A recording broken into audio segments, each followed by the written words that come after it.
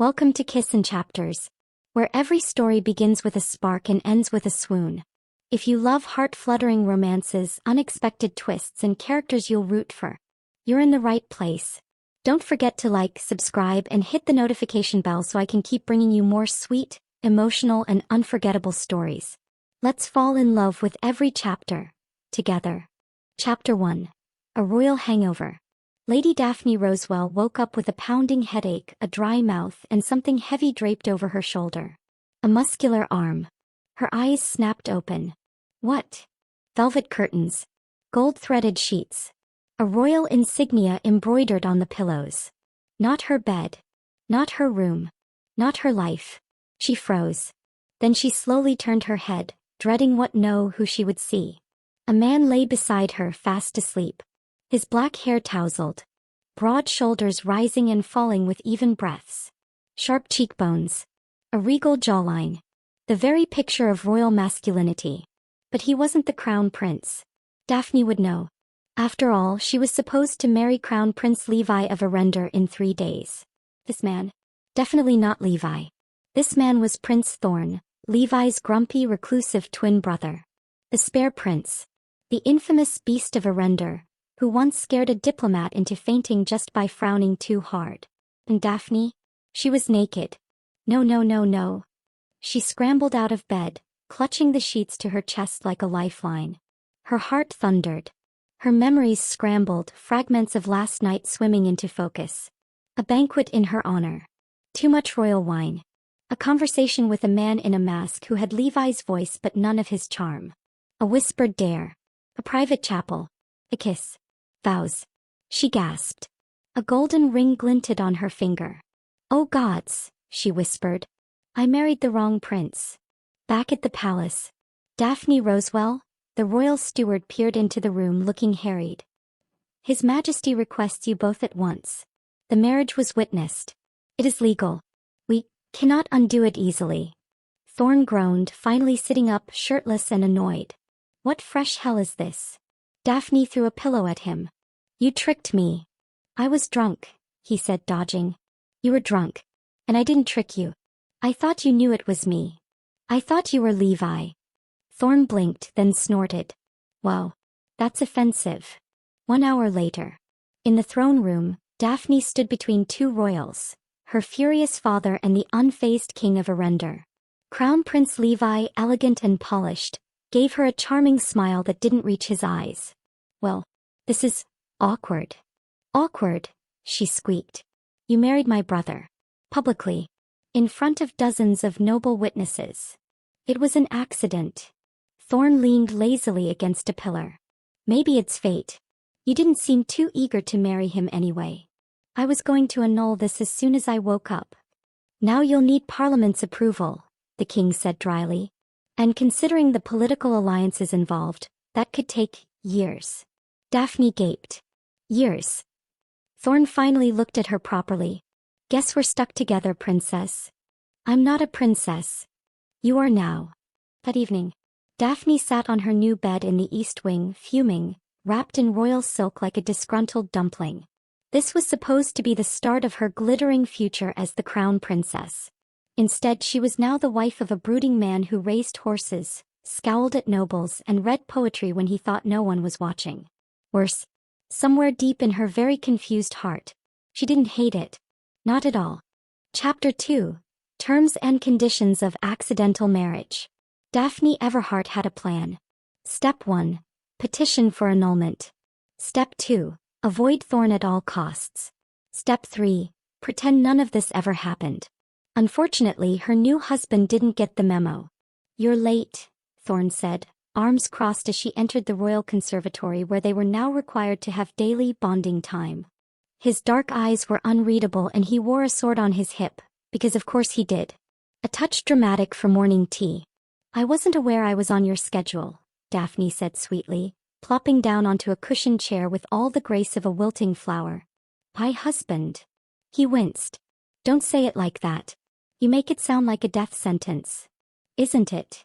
A servant placed 2 cups of tea between them and vanished, no doubt fleeing the incoming storm. Thorne sat across from her, spine straight, expression neutral. Let's be honest. Neither of us wanted this. So here's what I propose. Daphne raised a brow. We fake it, he said. Smile at events, pretend to tolerate each other in public and avoid interfering in each other's lives. In private we go our separate ways. Once we get Parliament's approval for annulment, we'll be free. She blinked. That's surprisingly reasonable. I'm a surprisingly reasonable man. You growl at ministers. They deserve it. A reluctant smile tugged at her lips. Fine. Terms accepted. But no touching. Ever. Agreed. No late-night confessions, longing gazes, or accidental falling into my arms nonsense. Exactly. None of that. She stood and extended her hand. Deal. Thorne shook it. Deal. And that should have been that. But the universe had other plans. The first challenge, a royal portrait. Hold him closer, Lady Daphne. The painter frowned, gesturing toward her and Thorne. You're supposed to be newlyweds. Try to look affectionate. Daphne forced a smile as Thorne reluctantly placed a hand on her waist. His hand was warm. Steady. She pasted on a courtly grin and leaned just a bit closer. You're standing like I have the plague. I'd rather wrestle a wild boar. Excellent. Smile like it's attacking you. Thorne's lips twitched. The artist brightened. There. That's the expression. The second challenge, a royal ball. You're not dancing with Levi, Thorne said sharply, appearing at Daphne's side just as the crown prince reached for her hand. Levi looked amused. She's still free to choose, isn't she? She's my wife, Thorne growled. Daphne blinked. You told me we weren't doing the possessive husband thing. He offered his arm. Yes, well, I lied. To everyone's shock, including hers, she took it. As they danced, Thorne kept his touch light but his gaze locked on hers. You're glaring. I'm trying not to step on your feet. You've danced before. Not with someone who talks this much. You married me. Again I was drunk. Daphne bit back a laugh. You're awful. And you're worse. But his voice had softened and so had his hold. Later that night, she stood by her balcony, looking out at the moonlit gardens of the palace. Thorne appeared beside her, unusually quiet. You hate all this, don't you? She asked. I never wanted to be in the spotlight. That was always Levi's place. I was meant to be in the background. And now you're center stage, married to a walking scandal. His lips quirked. I could have done worse. She turned to face him. So could I. For a moment their fake marriage didn't feel so fake. And that terrified her more than anything. Chapter 3. The Crown Prince always rings twice. The palace library was quiet, save for the soft rustle of pages and the occasional irritated sigh coming from Thorne. Daphne peeked over her book, watching her accidental husband scowl at an ancient military treaty like it had personally insulted him. You know, she said, if you keep frowning at that scroll, it might burst into flames. Good, Thorne muttered. Then I won't have to explain to the council why we shouldn't send troops to a border no one cares about. Remind me why you agreed to these duties? He looked up. Because I'm married to the future queen. Apparently that earns you extra paperwork. Daphne wrinkled her nose. I'm not going to be queen. Not if you keep tripping over potted plants in the ballroom. That was one time. Thorne smirked. Twice actually. Same plant. She threw a cushion at him. He caught it easily. Your aim's improving. A not-so-casual visit. A knock interrupted their bickering. The door creaked open, and in walked Crown Prince Levi, looking like he'd stepped out of a painting in his silver-stitched jacket and that ever-perfect smirk. Brother, he said smoothly. Daphne. Daphne stood a little straighter. Your Highness. Levi sked. No need to be so formal, dearest almost wife. Thorne stiffened. Thorne turned to him with a cool glance. I came to invite Daphne to the midsummer banquet. She was always meant to be my guest after all. Daphne opened her mouth, only for Thorne to speak first. She's not available. I can answer for myself, Daphne said quickly, giving Thorne a sharp glance before turning back to Levi. Thank you, Your Highness. I'll consider it. Levi's smile widened but his eyes were cold. Please do. I'll have a seat saved. Right beside mine. After Levi left, Thorne paced the library like a lion in a cage. Daphne watched him. Are you jealous? Don't be ridiculous. Because you looked like you wanted to stab him with that paperweight. He's trying to make you doubt this marriage. She raised an eyebrow. This fake marriage? Silence. Then Thorne said quietly, fake or not, I'm starting to care what happens. The admission hit her square in the chest. She turned away before he could see her blush. You're such a mess of contradictions. He smiled faintly. You like contradictions. She did. Unfortunately. That evening, the East Wing was unusually quiet as Daphne sat at her vanity, brushing her hair. She wasn't sure why she couldn't stop thinking about what Thorne had said. About starting to care. He wasn't charming like Levi. He didn't compliment her gowns or make her feel like royalty. But he listened. He noticed. He defended her when she wasn't even looking. And somehow that mattered more than grand gestures and poetic speeches. A knock on the door. Thorne peeked in, awkward, almost shy. A contrast to his usual confident scowl. I brought you something. He held out a wrapped parcel. She took it cautiously, unraveling the soft fabric to reveal. A book. But not just any book. Her favorite romance novel, the one she'd lost years ago. Her breath caught. Where did you find this? You mentioned it once in passing. I had the royal archivist track down a copy. Her chest squeezed. Why would you? Because even if this marriage ends, you should know someone was listening. Daphne blinked fast. Suddenly the room felt too warm. Her heart too full. And she knew without a doubt. He was in trouble. Big, falling for the wrong prince kind of trouble. Chapter 4. The Banquet Blunder. The Grand Midsummer Banquet was the most anticipated event of the season. Firelight, crystal chandeliers, nobles in shimmering gowns, and enough political tension to choke a dragon. Daphne adjusted her sapphire silk gown as she stood at the top of the grand staircase, heart pounding. Thorne was beside her, dressed in his formal black and gold uniform. He looked dangerously handsome and absolutely irritated. I still think we should have skipped this, he muttered. You can't hide in the stables forever, she replied. Besides, it's just one evening. I hate parties. You hate everything. He smirked. Not everything. Her breath caught for a second, just long enough for Crown Prince Levi to notice as he approached the foot of the stairs. He extended a hand. Daphne. You look radiant. Thorne's jaw clenched. Daphne curtsied, carefully not taking the prince's hand. Thank you, Your Highness. I saved you a seat as promised. I'm sitting with my husband, she replied sweetly.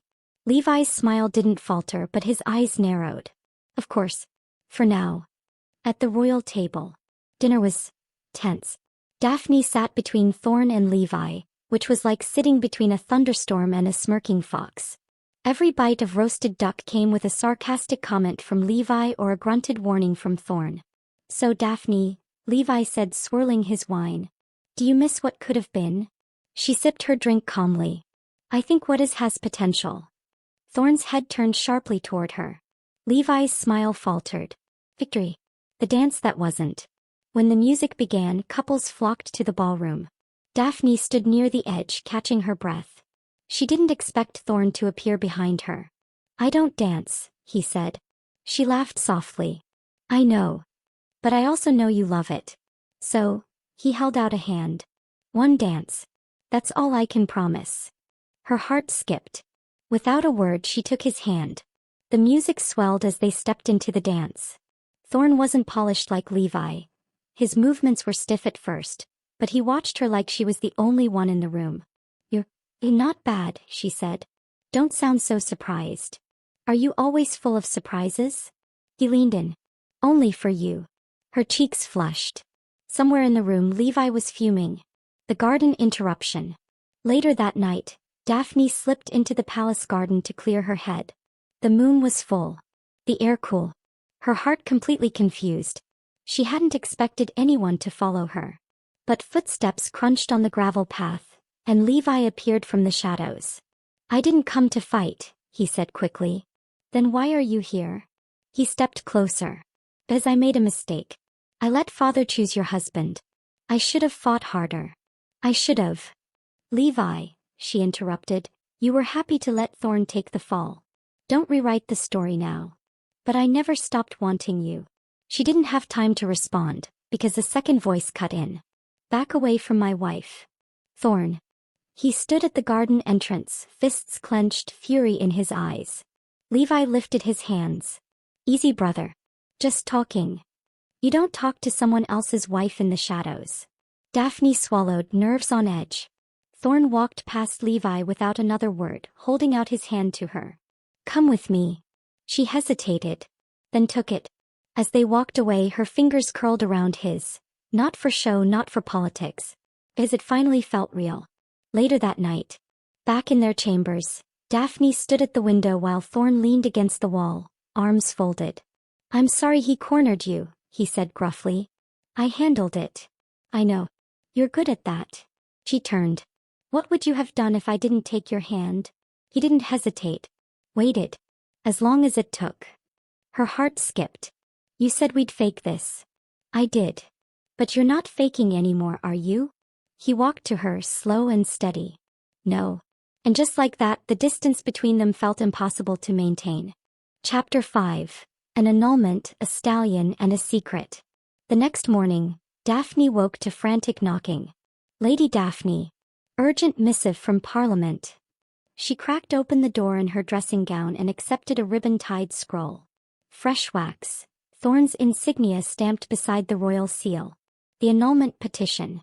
By unanimous vote of the Council of Peers, the petition to dissolve the union between Lady Daphne Everhart and His Royal Highness Prince Thorne of Arundel shall be heard.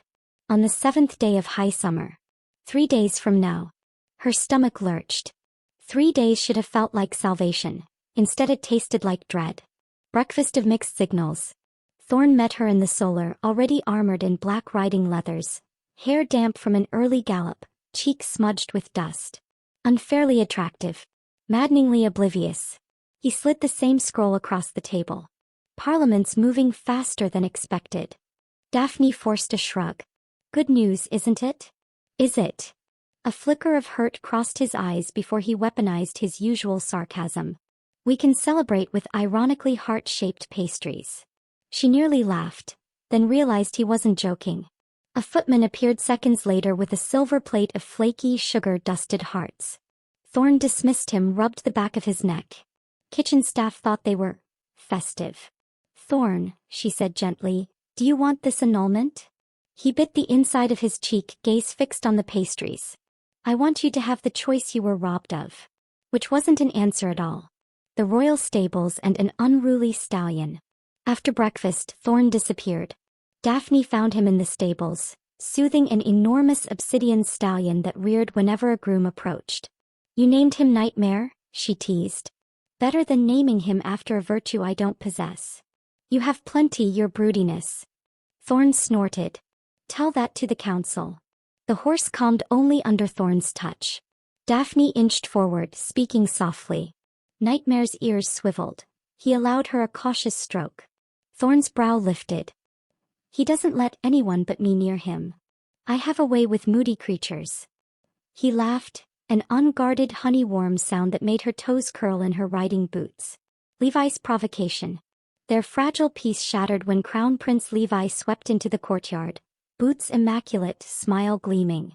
I came to wish you luck at the annulment hearing, he said, eyes only on Daphne. The council favors precedent. Mistaken identity is grounds enough. You'll be free soon. Thorne stiffened. Nightmare snorted and stamped. Levi leaned closer to her. When you're no longer bound, I hope we can. A crack echoed, Thorne's gloved hand striking the stall gate. That's enough, he growled. Daphne stepped between them. Both of you stop. I didn't ask to be fought over like a prize heifer. Levi's smirk faltered. He offered a courtly bow. My apologies, Lady Daphne. He turned, but not before murmuring to Thorne, enjoy your last 3 days. The secret in the West Wing. That night, Daphne found Thorne in a disused West Wing study lit only by a single candelabra. Papers, maps and engineering sketches covered the table. What is all this? She whispered. Instead of snapping the folder shut, he exhaled and let her see. Irrigation diagrams, crop yield reports, requests from remote villages, projects he'd been funding quietly with his own stipend. I'm supposed to be the useless spare, he said. But if I can keep children from starving, I don't care what the court thinks. That's why you never attend half the banquets. He shrugged. Charity work isn't glamorous. It's heroic. Her throat tightened. Why keep it secret? Because Parliament would rather bankroll marble statues than ditches that carry water. They'll cut the funds the moment I lose royal standing. He paused. The moment our marriage is annulled. Realization swept over her. This solemn, infamously grumpy prince was the kingdom's anonymous guardian angel, and the marriage he once tried to escape was now his only shield. Choice of a lifetime. Daphne's pulse hammered as she traced a finger over the inked blueprints. Thorne, you should have told me. I didn't want you to feel trapped by my causes. He swallowed. What if I stay because I want to? His eyes snapped to hers, raw hope blazing, quickly masked. Do you? The candle hissed between them. Outside, the palace clock chimed midnight. Daphne drew a breath. 3 days ago she would have screamed yes to annulment. Today the word tasted like ash. She thought of Thorne's laugh, his steady hand, the battered romance novel he'd hunted down for her, and the children who drank clean water because he cared. I don't know, she whispered, honest and terrified. But I know I need more than 3 days to decide. Thorne's shoulders eased. Then we fight the council together. She managed a shaky smile. Side by side, Your Highness. He took her hand, no pretense, no audience, and for the first time since their drunken vows, Daphne felt exactly where she belonged. Chapter 6.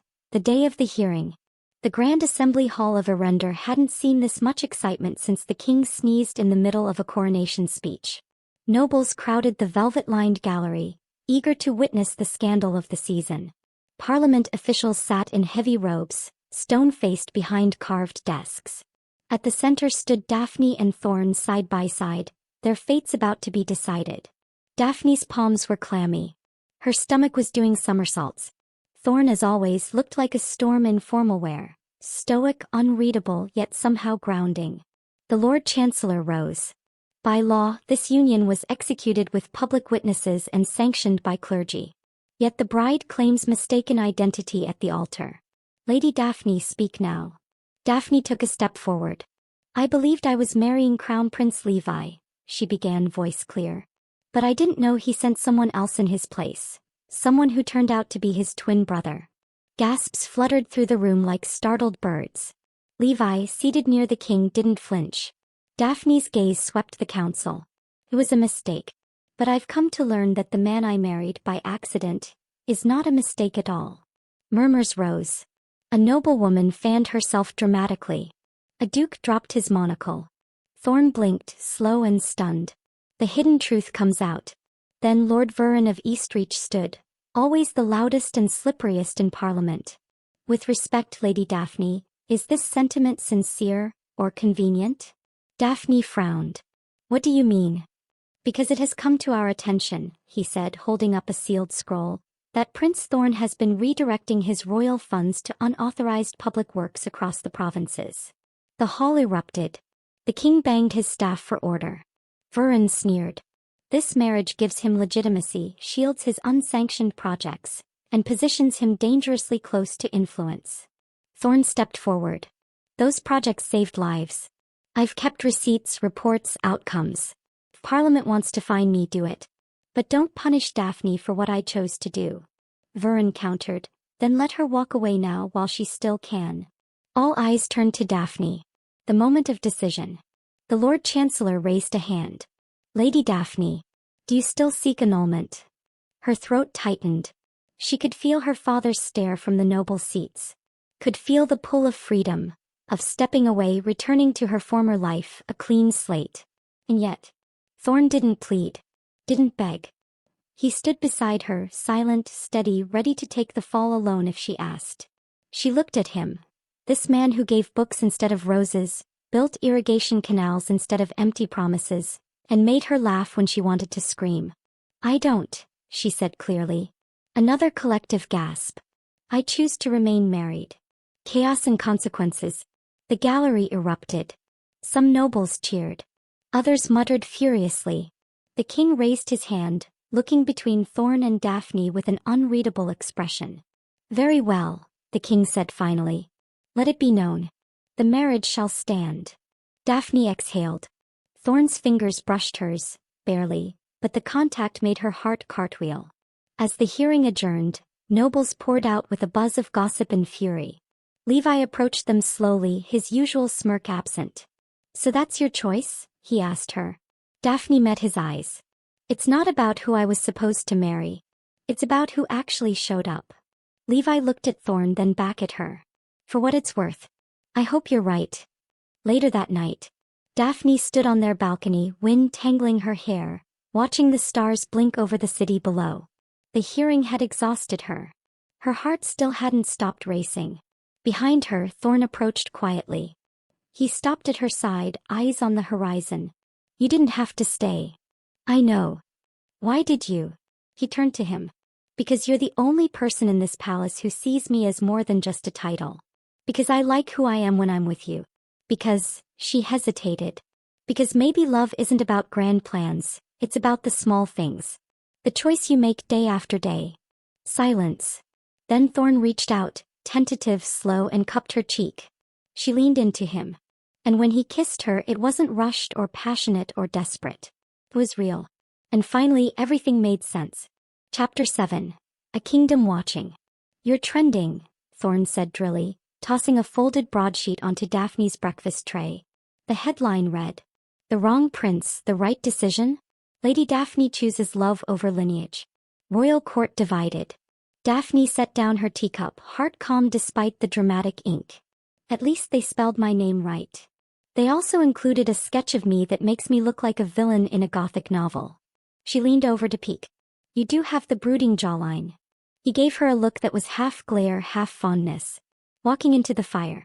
That afternoon, they were summoned to attend their first court assembly as a formally affirmed couple. Daphne's gown was ice blue, matching the subtle embroidery on Thorne's long coat. They were a storm and a sky, contrasting but impossible not to notice. As they walked into the throne room hand in hand, all eyes turned.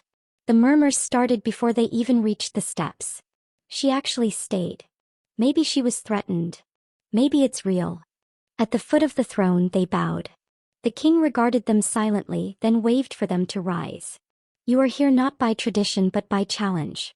And yet, you've done what most couples in this court fail to do, stand together." Daphne squeezed Thorne's hand. A long pause. Then, "I hereby assign Prince Thorne and Princess Daphne as co-patrons of the Crown Restoration Initiative, effective immediately."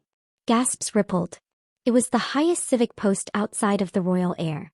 A real responsibility. A real test. Thorne's jaw tightened. Daphne whispered, "Are you ready for this?" He looked at her, not the court, not the king, her. "With you beside me. Always." After the assembly, they sat in the carriage in silence, the cheers of commoners following them from the gates. Then Daphne turned, eyes alight. "That was wildly unexpected. You impressed the king." "We impressed the king." Thorne looked at her, serious now. "I know we started with rules.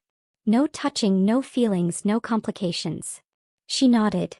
"You broke all of them." "I did," he said softly. "And if you'll let me, I'd like to write new ones. With you." Her heart fluttered. "What's rule number 1? He reached for her hand. "We face everything, together." "Rule number 2, show the kingdom." The next few weeks were chaos. Appearances, reports, meetings, ceremonies. At first, the nobles watched them like hawks, waiting for a misstep. But then came the Festival of Stars. Tradition dictated that royal couples light the ceremonial lantern together before the city. As Thorne and Daphne stood on the floating platform over the river, thousands gathered below. Lights glowed in every hand. Music swelled. "Ready?" she whispered. He nodded, lips brushing her ear. "Always." They lit the lantern, golden flame rising into the night. A moment later, hundreds followed. The sky bloomed with light. Daphne looked at Thorne. "They believe it now. They should. I married the smartest, sharpest, most dangerous woman in the kingdom." She smirked. "You married a drunk stranger, remember?" He kissed her right there above the river with all of Arender watching. "Best mistake I ever made."